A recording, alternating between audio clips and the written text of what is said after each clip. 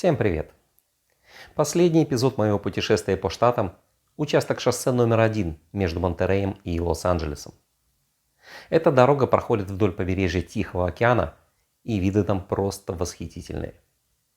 К сожалению, один из самых красивых участков шоссе, вокруг местечка Биг Сур, был закрыт из-за экстренных ремонтных работ и без понятных сроков открытия.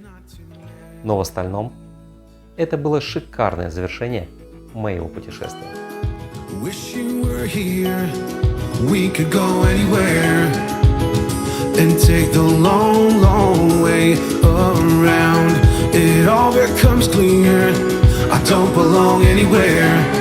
With you I float 10 feet off the ground.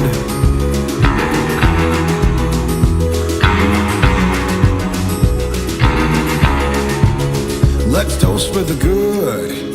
Let's toast for the bad times. One toast for the strange, and a toast for the lost ones. And I'm down with fate, I'm down with the hard times, but it's not too late. It's not too late. Wish you were here, we could go anywhere and take the long, long way around. It all becomes clear, I don't belong anywhere.